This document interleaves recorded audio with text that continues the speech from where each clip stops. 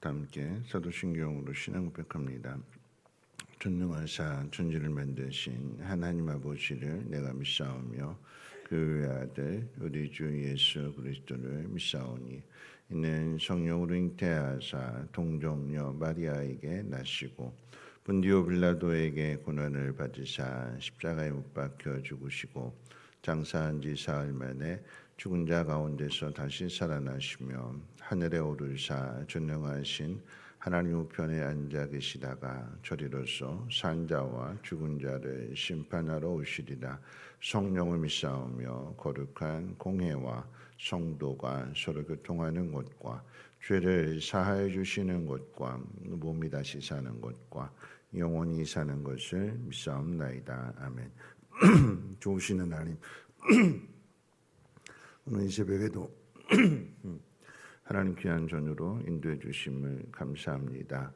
하나님의 선하신 뜻이 무엇인지 깨달아 알게 하시고 주님이 오실 그날을 믿음으로 준비했던 슬기로운 다섯 처녀와 같이 때를 놓치지 않게 하시고 이때 해야 할 일들을 잘 감당할 수 있는 믿음의 사람들 되게 하옵소서.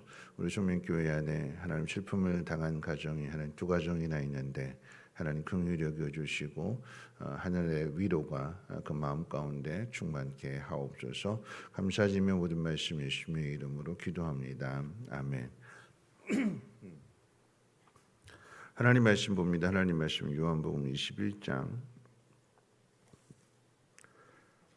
15절 말씀부터 25절까지 보시겠습니다. 요한복음 21장 15절로 21절까지 25절까지. 그제에 조반 먹은 후에 예수께서 시몬 베드로에게 이르시되 요한의 아들 시몬아 내가 이 사람들보다 나를 더 사랑하느냐 하시니 이르되 주님 그러하나이다. 내가 주님을 사랑하는 줄 주님께서 아시나이다. 이르시되 내 어린 양을 먹이라 하시고 또 두 번째 이르시되 요한의 아들 시몬아 내가 나를 사랑하느냐 하시니 이르되 주님 그러하나이다. 내가 주님을 사랑하는 줄 주님께서 아시나이다. 이르시되 내 양을 치라 하시고 세 번째 이르시되 요한의 아들 시몬아 내가 나를 사랑하느냐 하시니 주께서 세 번째 내가 나를 사랑하느냐 하심으로 베드로가 근심하여 이르되 주님 모든 것을 아시오매 내가 주님을 사랑하는 줄을 주님께서 아시나이다. 예수께서 이르시되 내 양을 먹이라. 내가 진실로 진실로 내게 이르노니 내가 젊어서는 스스로 띠먹고 원하는 곳으로 다녔거니와 늙어서는 내 팔을 벌리리니 남이 내게 띠띠우고 원하지 아니한 곳으로 데려가니라. 이 말씀을 하시면 베드로가 어떠한 죽음으로 하나님께 영광을 돌릴 것을 가리키심이로라. 이 말씀을 하시고 베드로에게 이르시되 나를 따르라 하시니 베드로가 돌이켜 예수께서 사랑하시니 그 제자가 따르는 것을 보니 그는 만찬선에서 예수의 품에 의지하여 주님을 파는 자가 누구오니까 묻던 자더라. 이에 베드로가 그를 보고 예수께 여짜오되 주님 이 사람은 어떻게 되겠사옵나이까? 예수께서 이르시되 내가 올 때까지 그를 머물게 하고자 할지라도 내게 무슨 상관이냐 너는 나를 따르라 하시더라. 이 말씀이 형제들에게 나가서 그 제자는 죽지 아니하겠다 하였으나 예수의 말씀은 그가 죽지 않겠다 하신 것이 아니라 내가 올 때까지 그를 머물게 하고자 할지라도 네게 무슨 상관이냐 하신 것이로라. 이 일들을 증언하고 이 일들을 기록한 제자가 이 사람이라. 우리는 그의 증언이 참된 줄 아노라. 예수께서 행하신 일이 이외에도 많으니 만일 낱낱이 기록된다면 이 세상이라도 이 기록된 책을 두기에 부족할 줄 아노라. 아멘. 요한복음의 저자인 요한은 단순히 예수님이 죽음에서 다시 살아나신 분이라고 하는 것을 증거하는 것으로 요한복음 끝내지 않고 예수님의 부활이 한 사람의 인생을 어떻게 회복시키고 또 변화시키는지를 가르쳐 주려고 합니다. 예수를 믿는 것으로만 우리 인생이 끝나지 않고 예수 믿고 천국 가는 것으로만 끝나지 않고 하나님의 나라를 세워가는 사명자로 만드신다는 것을 베드로의 이야기를 통해서 우리에게 가르쳐 주는 것입니다. 그러니까 하나님 나라를 알지 못하는 사람들에게 예수를 먼저 믿은 내가 알게 된 거, 경험하게 된 그 일들, 또 거기에 나가서 기쁜 일들. 사람이 그렇잖아요. 뭔가 좋은 일이 있으면 사랑하는 사람에게 가르쳐주고 전해주고 싶고 함께 공유하고 싶은, 뭐 음식이 됐든 뭐 영화가 됐든 뭐 여행지가 됐든 좋은 곳 함께 나누고 싶은, 그러니까 내가 예수 믿는 이 기쁨을, 천국 가는 이 기쁨을, 하나님과 동행하는 이 기쁨을 알지 못하는 사람에게 가르쳐 주어서 그들도 하나님을 알게 되고 믿게 되고 함께 하나님 나라 가는 게, 그게 이제 사명자다라고 하는 거죠. 베드로를 그렇게 부르셨는데 베드로는 예수님의 죽음 앞에서 실패했습니다. 베드로가 실패한 세 가지 이유를 생각해 본다면, 첫째는 베드로가 원하는 일이 아니었잖아요. 예수님 십자가 못 박혀 죽으시는 일은 베드로의 꿈, 베드로의 야망, 비전, 그 속에 없는 일입니다. 내가 바라는 상황이 아닌 그 상황에 놓이게 되니까 그러면 사람 당황하게 되는 거죠. 내가 바라던 일이었다면 거기에 하나씩 다 준비를 했을 텐데, 예를 들어서 뭐 시험 보는데 준비를 다 해가지고 가게 되면 준비 다 했으니까 시험 잘 풀잖아요. 근데 전혀 준비하지 않고 또 나름대로 준비한다고 했는데 예상치 못한 곳에서 문제가 나와버리게 되면, 뭐 면접 시험을 보러 갔는데 예상치 못한 질문을 하게 되면 준비했으면 또박또박 대답을 하는데 준비하지 못했으면 당황하게 되는 거고, 그러면 이제 횡설수설하게 되는 거죠. 베드로가 실패하는 첫 번째 이유는 바라는 일이 아니었기 때문에 준비가 되지 않아서 실패합니다. 두 번째는 뭐냐면 혼자 있었거든요. 혼자.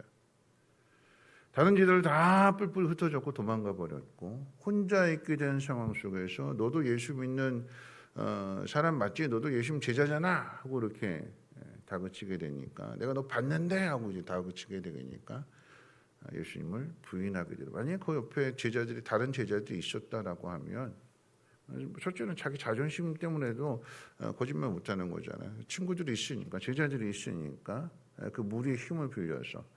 이런 베드로가 예수님 계실 때는 말구의 제자의 그 대제사장의 종 말구의 귀까지 잘랐잖아요. 칼 뽑아가지고. 그렇게 대담하게 행동할 수 있었던 것은 죽은 사람을 살리시는 예수님이 계시는 것을 믿으니까, 옆에 있으니까 힘내는 거예요. 근데 없으면, 혼자 있게 되면 초라해지고, 혼자 있게 되면 믿음도 잃어버리게 되는. 두 번째 이유는 혼자 있었기 때문에 실패한 거였어요. 세 번째는 뭐냐면, 그 혼자 있더라도 믿음이 있으면 되는데, 그 믿음 결국은 핵심 뭐냐면 믿음이 없다는 겁니다. 믿음이 있는 줄 알았는데 믿음이 없는 이유가 뭐냐면 예수님의 말씀을 믿지 않았어요. 예수님 그렇게 말씀하셨는데도 그 말씀을 받아들이지 않습니다. 내가 죽을 거다. 내가 죽을 거다. 그리고 3일 후에 다시 살아난다. 주는 그리스도시요 살아계신 하나님의 아들이십니다. 고백한 이후에 그때부터 계속해서 가르쳐 주신 거였어요. 내가 죽고 3일 만에 살아난다. 부활을 믿었다면 그럼 끝까지 따라가는 거죠. 부활을 믿었다면 부인하지 않는 거죠. 시인했어야 되는 거죠. 부끄러워하지 않았어야 되는 거예요. 근데 안 믿었거든요. 왜 안 믿었을까요? 내 생각이, 내가 가지고 있는 생각이 하나님 말씀을, 예수님 말씀을 이겨먹는 거예요. 이겨먹는 거예요. 사람이 어떻게 다시 살아나? 하나님의 아들 메시아가 왜 죽어? 내 생각, 내가 가지고 있는 한계, 그게 하나님 말씀을 이겨먹어요. 하나님 말씀이 내 생각을 이겨야 되는데 내 생각이, 내 주장이, 내 뜻이 하나님 말씀을 이겨먹습니다. 거기에 믿음이 있을 수가 없는 거죠. 하나님 믿지 않는데. 세 가지 실패한 이유였어요. 근데 예수님께서 우리가 잘 아는 대로 세 가지 질문하시잖아요. 베드로가 세 번이나 예수님을 부인했던 것을 다시 생각나게 하는 질문. 네가 나를 사랑하느냐? 내가 주님을 사랑하는 줄 주님께서 아십니다. 내 어린 양을 먹이라. 네가 나를 사랑하느냐? 주님 그럽니다. 주님이 아십니다. 내 양을 치라. 네가 나를 사랑하느냐? 근심하며 내가 주를 사랑하는 줄 주님이 아십니다. 내 양을 먹이라. 이렇게 세 번이나 질문하시는 그 이유는 두 가지로 생각해 볼 수가 있는데, 첫 번째, 내 양을 먹이라, 내 양을 치라, 내 양을 먹이라라고 하는 말씀은 목양과 관련된 말씀인데 조금 더 생각해 본다면 사명이 그러니까 예수님께서 베드로에게 맡기신 사명이 점진적으로 점점 더 커져가는 거예요.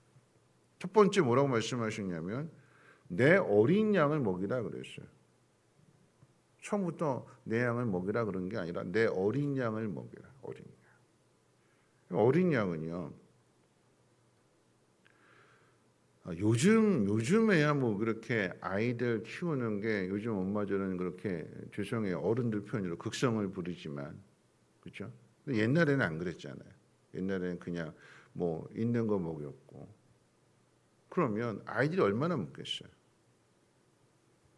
아이들 먹이를 뭐 엄마 같은 경우는 젖 먹을 수도 있는 거고 그 다음에 이제 젖되고 난 다음에는 뭐 밥 먹이고 물에 말아 먹이고 된장국에 말아 먹이고 그렇게 먹이는 거잖아. 얼마만큼 먹을까요, 아이들이?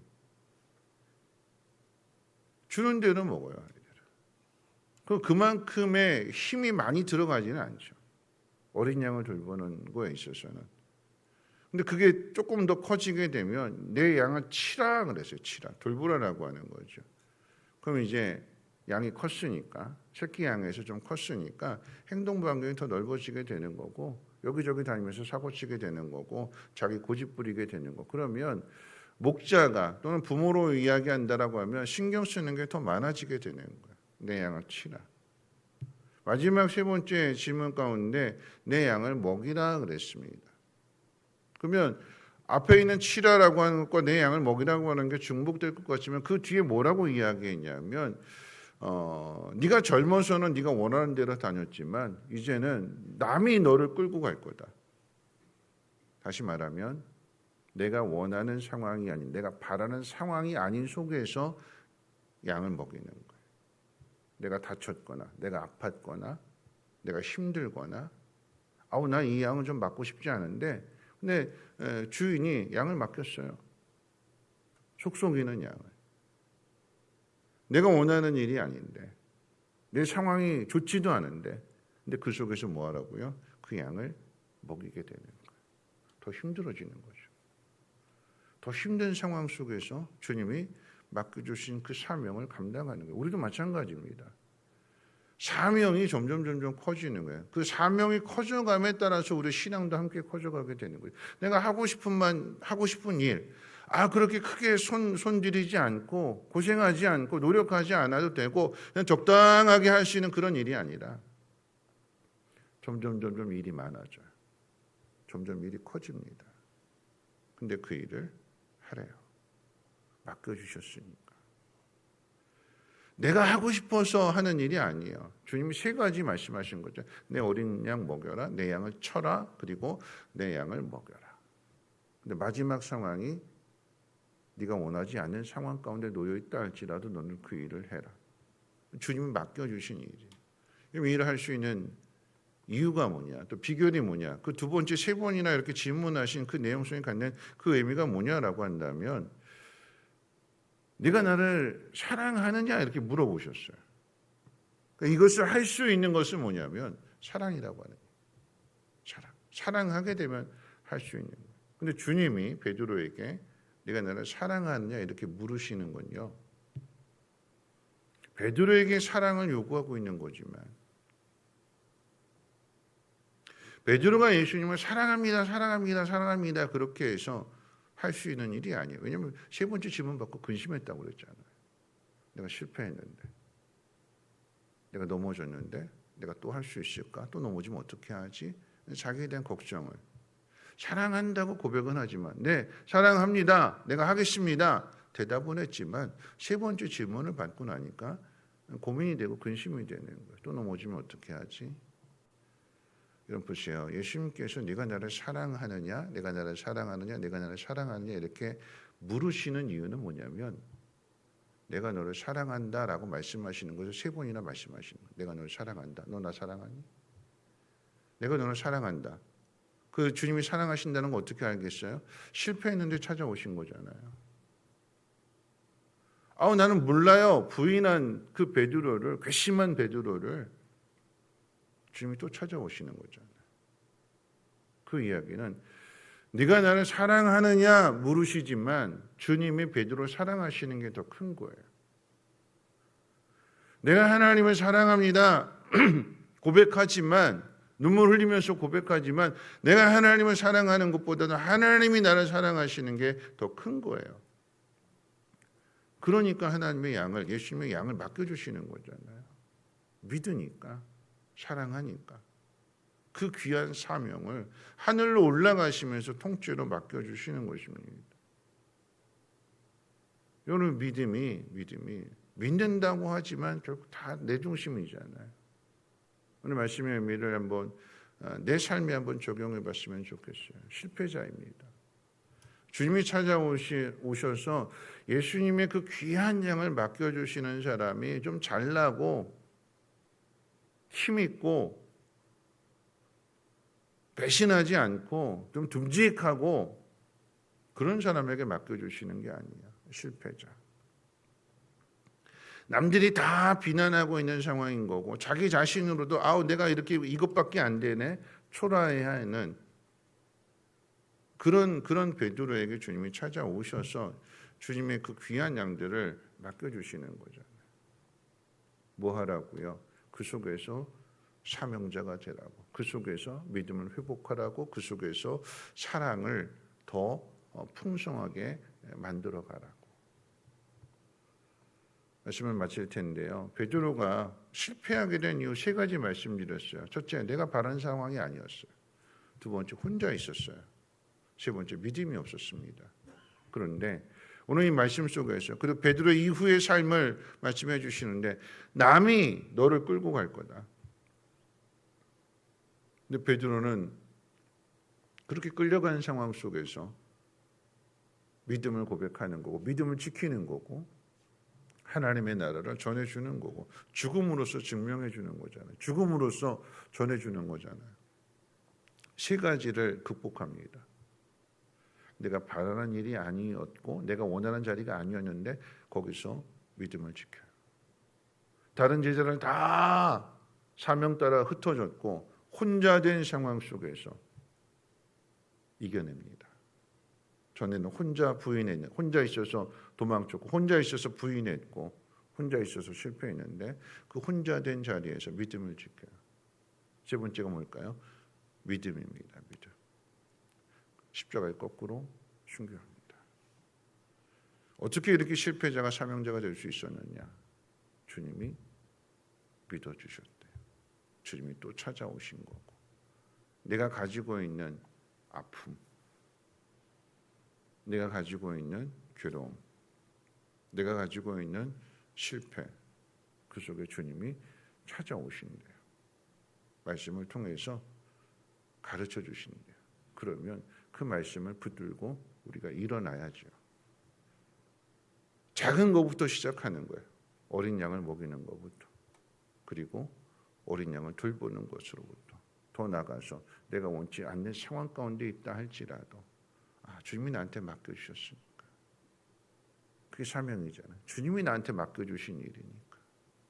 내 자리, 내 상황, 내 환경, 내 몸 그것보다도 주님이 나한테 맡겨주셨으니까 그래 내가 일어나야지, 내가 수고해야지, 내가 사랑해야지. 그게 사명이라는 거예요. 사명. 하나님 우리에게 이 사명을 통해서 우리를 다듬어 가십니다.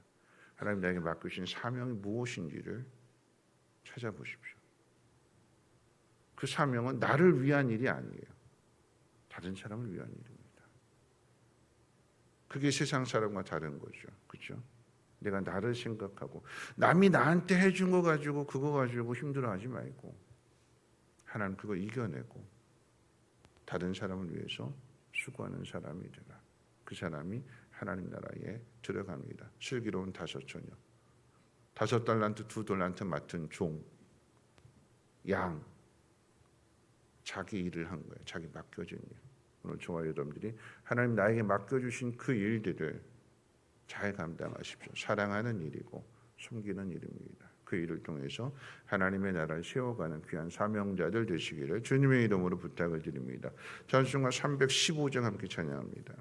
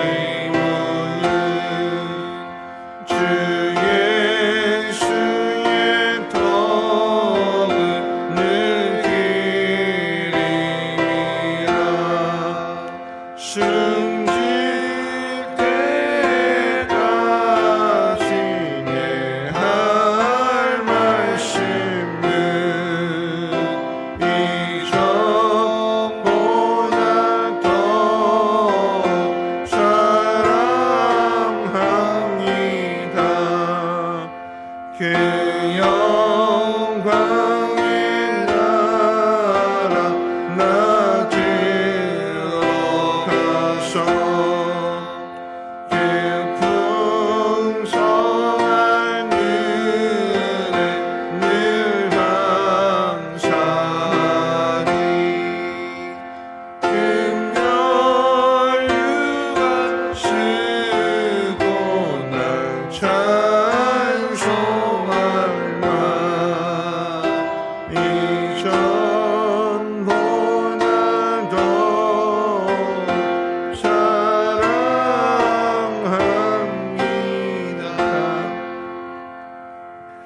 오늘 말씀 생각하면서 함께 기도하실 텐데요. 베드로가 세 가지 이유로 실패했다고 그랬잖아요.